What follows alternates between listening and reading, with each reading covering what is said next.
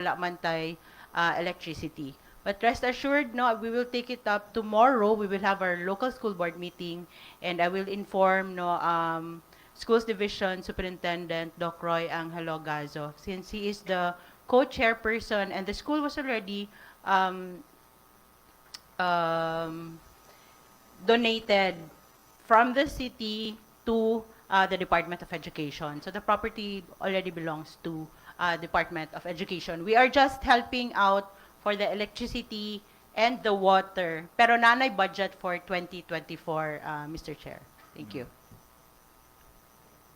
Any other comment? You see, the procedure is that we donate the land, we construct the building, and then turn over that to the Department of Education for administration. That should have been the problem of the Department of the DepEd. Nga nung wala nila natin tanawa. Yes?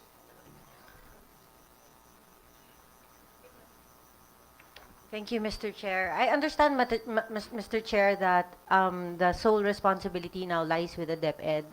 However, ang eskwelahan o ang yuta gikan man sa Atoa sa City of Cagayan de Oro, and it is also our obligation, Mr. Chair, to ensure that whatever we give to agencies shall be utilized for its purpose. So I just do hope that we can be able to expedite, Mr. Chair. I know na dili sayon kay ang issue daw is water, but it has already been 2 years. So ikatulong year unta karon na magamit sa mga bata. So imagine what the children of Barangay Kugman have been missing kay wala nila magamit ang school. So I just hope, Mr. Chair, that this be prioritized para sa mga bata. Thank you. Okay, so yes, Councilor Rosette. Yes, Mr. Chair. Actually, namagid tay process sa pagsunod, no? Namagid tay bidding and all. So, as the chairperson for the Committee on Education, akong i-follow up na tomorrow, Mr. Presiding Officer, but rest assured na ato ginang paningkamutan na this year, since na allocate naman ang budget for 2024, no, ang ato na lang is the program of works na ilahang giutro kay wala na appeal sa budget ang para sa Sepalco payment. Thank you, Mr. Chair. Okay, so referred to the Committee on Education for proper investigation and recommendation later on. Wala na? No more? No more? So, Majority Floor Leader, Councilor Gurley. Yes, proceed. there are no more special reporters. We will now proceed, Mr. Presiding Officer, to the orders of the day. First in our agenda, an omnibus motion for items number 1, 2, and 3. Proposed resolution number 2, 2024-795, returning to the Sangguniang Kabataan of Barangay Tablon. It's resolution number 010-2024. Number 2, proposed resolution number 2024-796, returning to the Sangguniang Kabataan of Barangay Balulang, the city. It's resolution number 003, series of 2024. And number 3, proposed resolution number 2024-797, returning to the Sangguniang Kabataan of Barangay Patag, the city. It's resolution number 0701, series of 2024, covering its annual budget for calendar year 2024 with an estimated income with their corresponding amount, with the information that said resolution is operative in its entirety. I would like to recognize the SK Chairman, our Councilor Kenneth John D. Sacala, to move the said omnibus motion. Councilor Kenneth Sacala is recognized. Good afternoon, everyone.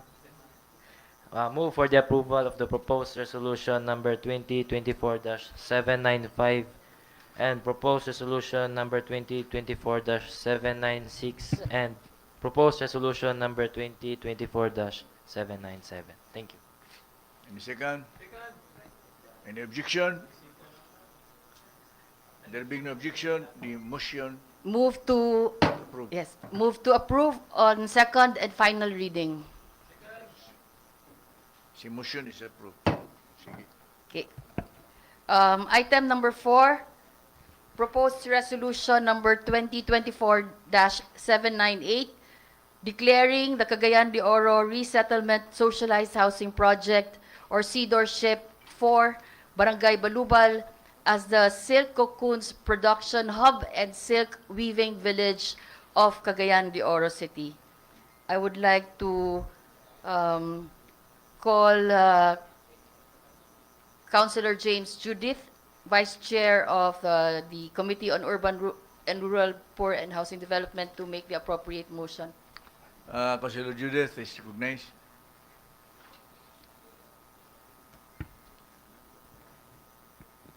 Mr. Chair, considering that everything is in order, move to approve proposed resolution number 2024-798.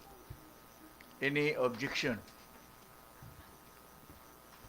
There being a motion, duly seconded, and there being no objection, the same is hereby approved. Move to approve on second and final reading. Any objection? There being no objection, the same is approved.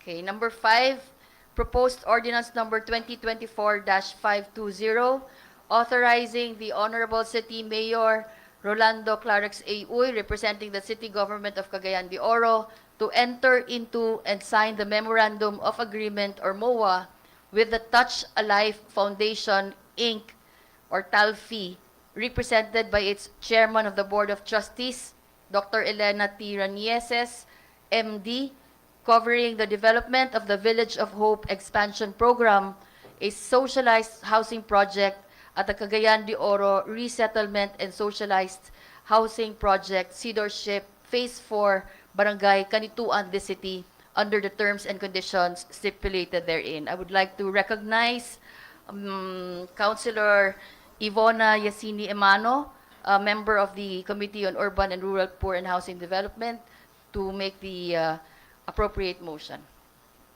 Councilor Evie Emano is hereby recognized. Mr. Chair, move for the approval of proposed resolution number 2024-520. Any second? Any objection? There being a motion to approve ordinance number 2024-520, duly seconded, there being no objection, the same is hereby approved. Move to approve on second and final reading. Second? The same is hereby approved. Okay, item number 6, proposed ordinance number 2024-521, authorizing the Honorable City Mayor Rolando A. Uy, representing the City Government of Cagayan de Oro, to enter into and sign the Memorandum of Agreement or MOA with the Liceo de Cagayan, represented by its University President Dr. Alain Mark P. Goles, the Office of Extension and Service Learning, represented by its Director, Mr. Sam Cairo C. Dumanla, and the Liceo de Cagayan University Information Technology, represented by its Dean, Dr. Aurora Cindy A. Balabat, covering the collaboration of the parties in the conduct of the latter's social action and service learning services, specifically the environment, socio-economic, education and legal services, and gender development and community health services extension program through the City Social Welfare and Development Department under the terms and conditions stipulated therein. I would like to recognize Councilor Suzette Magtaas Daba, member of the Committee on Social Services, to make the appropriate motion. Councilor Suzette Magtaas Daba is hereby recognized. Thank you so much, Mr. Presiding Officer, and our Majority Floor Leader, Councilor Girly Balaba. Move to approve proposed ordinance number 2024-521. Any second? Discussion? Objection? There's a motion to approve ordinance number 2024-520, duly seconded. There being no objection, the same is hereby approved. Move to approve on second and final reading. There being no objection, the same is hereby approved.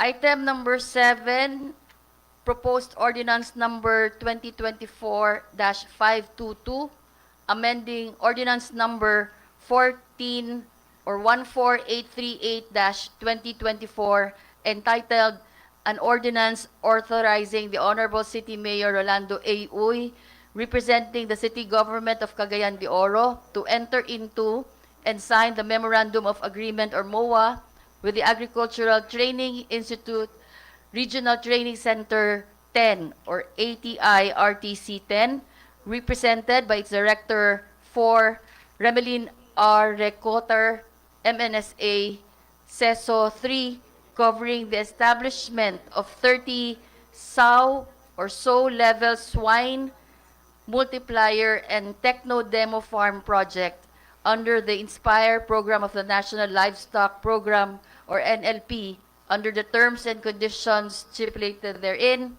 so as to change therein the name of the signatory of the Agricultural Training Institute Regional Training Center 10 from Director 4 Remelin P. Recoter, MNSA, CESO 3 to Center Director Maria Lydia A. Chavez. I would like to recognize Councilor J. Roa Pascual to Councilor make J. the appropriate motion. Councilor J. Roa Pascual is hereby recognized. Good afternoon, Mr. Chair, fellow councilors. Mr. Chair, move to approve proposed ordinance number 2024-522. Any second? Discussion? Objection? There is a motion to approve ordinance number 2024-522. Duly seconded, and there being no objection, the same is hereby approved. Move to approve for its on its second and final reading. Any objections? There being none, the same is hereby approved. Item number 8, proposed ordinance number 2024-523, appropriating the sum of 4,750,000 pesos from the personal services, salaries, and wages or savings under item number 81, Watchman 2 of the Office of the City Mayor for the period February 1 to 10, 2024 in the 2024 annual budget to be made available for the payment of the unclaimed cash gift for calendar year 2023 of Mr. Eduardo I. Alohasin, Watchman 2, under the Civil Security Unit, Complaints, Investigation, and Security Division of the said office, who retired from the public service effective October 9, 2023. I would like to recognize Councilor Malu Gaane to make the appropriate motion. Councilor Malu Gaani is hereby recognized. May hapon ka na itong tanan. Move for the approval of proposed ordinance number 2024-523. Any second? Discussion? Objection? There's a motion to approve ordinance number 2024-523, duly seconded. There being no objection, the same is hereby approved. Move to approve on the second and final reading. Any objection? There being none, the same is hereby approved. Item number 9, Mr. Presiding Officer, this is quite a mouthful. I would like to request our secretary to do the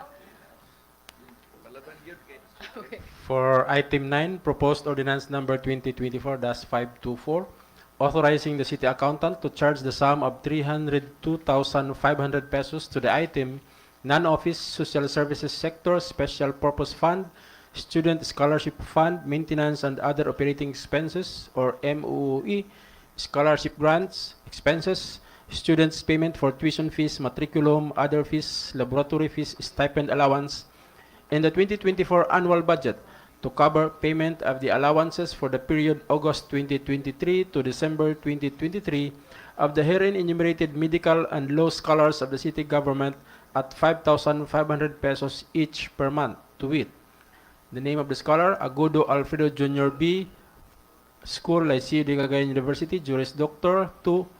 Almonia Cresa Ken Baclayon, Xavier University, Juris Doctor. Genisiran Frances Rodali, Liceo de Cagayan University, Juris Doctor. Goles Shilina P., Xavier University, Juris Doctor. Labial Donald E., Liceo de Cagayan University, Juris Doctor. Osorio Liam Aiken R., Liceo de Cagayan University, Juris Doctor. Sios E. Adams Christopher P., Xavier University, Juris Doctor. Takolayan Jose Ignacio S., Xavier University, Doctor of Medicine. Vuelban Alexis Marie O., Xavier University, Juris Doctor. Waga Widmark Danuel Baliste, Xavier University, Juris Doctor. And Wong Fei Megan, Xavier University, Doctor of Medicine. Okay, I would like to recognize Councilor George Goking to make the appropriate motion. Councilor Goging is recognized.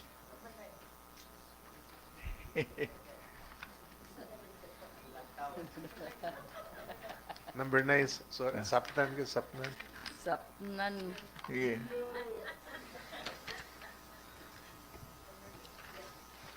I move to approve proposed ordinance number 2024-524. Any second? Discussion? Objection? There is a motion to approve ordinance number 2024-524, duly seconded. There being no objection, the same is hereby approved. Thank you, Councilor George, with his new haircut. Ah, And also, bagong tahal. I move to... Panagan na siya. Panagan na siya. Naikasuko ang imong ban, mga lutay nimo. I move to approve on second and final reading. Any objection? There being none, the motion is hereby approved. So, item number 10, proposed ordinance number 2024-525, institutionalizing organic agriculture in the city of Cagayan de Oro and integrating indigenous and natural farming system, providing funds thereof and for other purposes.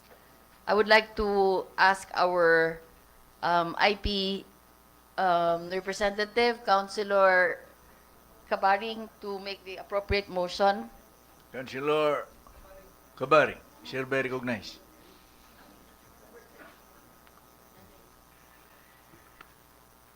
Ay patya kay kamting ya kana. May hapon sa atong presiding officer, uban sa atong mga kauban.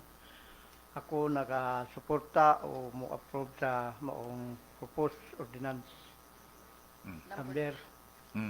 Wala ko ikodigo. Ah, sige. So,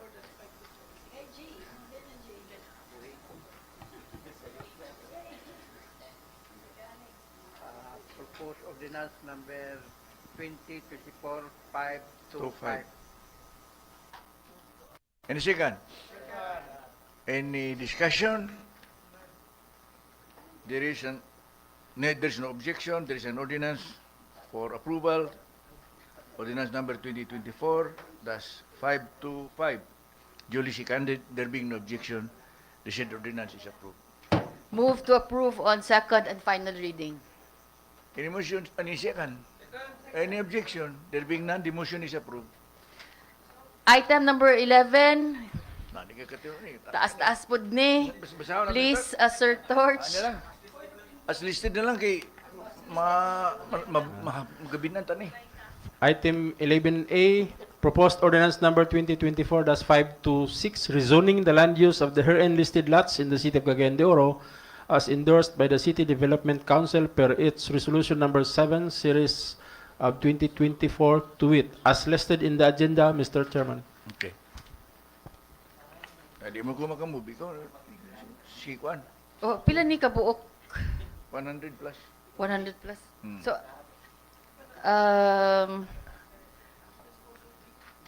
letter B. A sa ta? Okay. Sige. Councilor Muban. Councilor Joey Abu, please make the appropriate motion. Councilor Joey Abu is hereby recognized. Thank you, Mr. Presiding Officer. Move for the approval of proposed ordinance number 2024-526. The second. Any discussion? Any objection? There is a motion to approve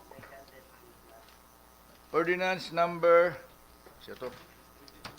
2024-526. Duly seconded. There being no objection, the same is hereby approved. Move on its second and final reading. And a second, any objection? There being none, the same is hereby approved. Number 11B, proposed ordinance number 2024-527, reclassifying the land use of the herein listed lots in the city of Cagayan de Oro as endorsed by the City Development Council or CDC per resolution number 7 S 2024, to wit, as listed. So I would like to request Sure. Councilor Agasuan to make the appropriate motion. Thank you, Mr. Chair. Move to approve the said ordinance. Any second? Second, any discussion? Any objection? There being none, ordinance number 2024-527 is hereby approved. Move to approve on second and final reading. Any objection? There being none, duly seconded, this ordinance is hereby approved. For inclusion, Mr. Chair, number 12, 13, items 12 and 13. Items 12, And 13. 13, mura ba? Lala, nawala na ko. So, as moved by the majority floor leader, duly seconded by the members of the City Council, the inclusion of 12 and 13 is hereby approved. Item number 12, proposed ordinance number 2024-528, amending ordinance number 13418-2018, entitled An Ordinance Enacting the City of Cagayan de Oro Local Investments Incentive Code of 2018 in the manner provided for herein. Certified urgent by our Chief Executive, City Mayor Rolando A. Uy. I move for the approval, Mr. And- Chair. Any second? Discussion? Objection? There is a motion to approve ordinance number 2024-528, duly seconded, and there being no objection, the same is hereby approved. Move to approve on second and final reading. Second? Objection? There being no objection, the motion is approved. Item number 13, proposed resolution number 2024-799, designating Honorable Spencer L. Kailing, Punong Barangay of Barangay Bugo, Cagayan de Oro City, Philippines, as Ambassador of Goodwill to the United States of America on the occasion of his travel thereto on October 16 to 28, 2024, as participant of the National Association for Addiction Professionals Annual Conference 2024 in Washington, D.C., and authorizing him to observe modern trends of local government programs and projects thereat, and highly appreciating whatever assistance and courtesy extended to him with respect to and in furtherance of his trip or mission under this resolution. Proponent, Councilor Mianlam Eslim. So, The proponent went ahead of the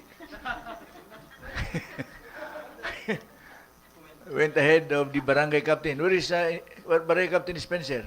Wala. Okay. So, ini motion na kita na yes, lang motion. move to approve proposed resolution number 2024-799. And a second. There's a motion to approve proposed resolution number 2024-799, duly seconded. There being no objection, the same is hereby approved. Move to approve on second and final reading. And a second. May objection? There being no objection, the same is hereby approved. There being no other agenda, Mr. Presiding Officer, move to adjourn. There's a motion to adjourn, duly seconded, without objection, the same is hereby approved. Session adjourned.